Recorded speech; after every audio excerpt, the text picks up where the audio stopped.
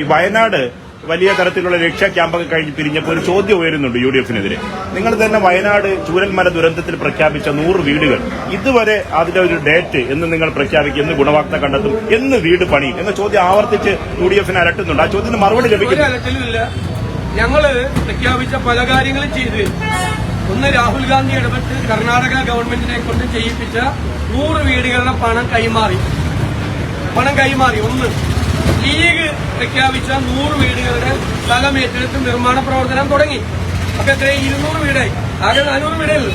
ഇനി ഞങ്ങളുടെ സ്ഥലം കിട്ടാൻ അടുത്ത ആഴ്ച ഞങ്ങളുടെ രജിസ്ട്രേഷനാണ് സ്ഥലത്തിന്റെ. ആ രജിസ്ട്രേഷൻ കഴിഞ്ഞാൽ ഉടൻ തന്നെ 10 ദിവസത്തിനുള്ളിൽ പ്ലാൻ അംഗീകരിച്ച് ഞങ്ങളുടെ നിർമ്മാണ പ്രവർത്തനം ഞങ്ങൾ തുടങ്ങും. അപ്പൊ 300 വീടാവും. അപ്പൊ ആകെ 400 വീടേ നിർമ്മിക്കത്തേ ഉള്ളൂ.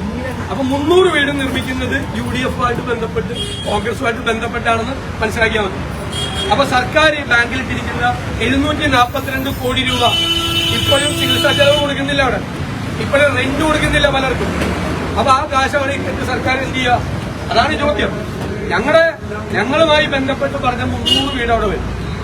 ഇപ്പൊ യൂത്ത് കോൺഗ്രസിന്റെ കാര്യം പറയും. യൂത്ത് കോൺഗ്രസ് കളക്ട് ചെയ്ത 1,05,00,000 രൂപ അത് KPCC-ക്ക് കൈമാറും അടുത്ത ദിവസം.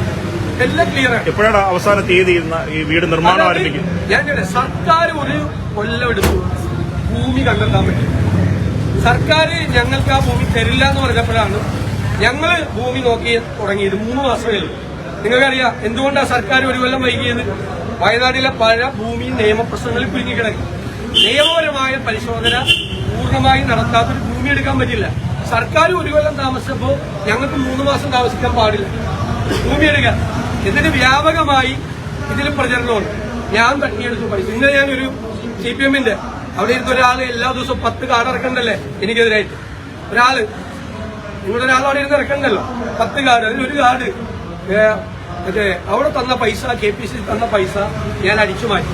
KPCC-യുടെ 137, 138 അത് ഞങ്ങളുടെ സംഘടനാ പ്രവർത്തനം നിങ്ങൾ ഫണ്ട് പിരിക്കലേക്ക് CPM ഫണ്ട് പിരിക്കലേക്ക് അടിച്ചുകൊണ്ട് പോയിരുന്നു.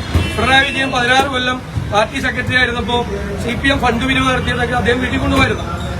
ഞാൻ വീട്ടിൽ കൊണ്ടുവരുന്നു 100 കോടി രൂപ. 137 ഇതുപോലത്തെ പ്രചരണം AKG സെന്ററിൽ നിന്ന് നിങ്ങളൊരാളെ ചുമതലപ്പെടുത്തിയിട്ടുണ്ടല്ലോ. അയാളുടെ നേതൃത്വത്തിൽ എല്ലാവർക്കും അറിയാലോ. ഞാൻ പറയുന്നതിന്റെ പേര് എല്ലാ ദിവസവും 10 കാർഡ് ഇറക്കണം. എല്ലാം കഴിയുമ്പോൾ നിങ്ങൾ അയാളോട് പറഞ്ഞേക്കും അയാൾക്കെതിരെ ഒരു കാർഡ് വന്നിടുന്നത് ഒറിജിനൽ.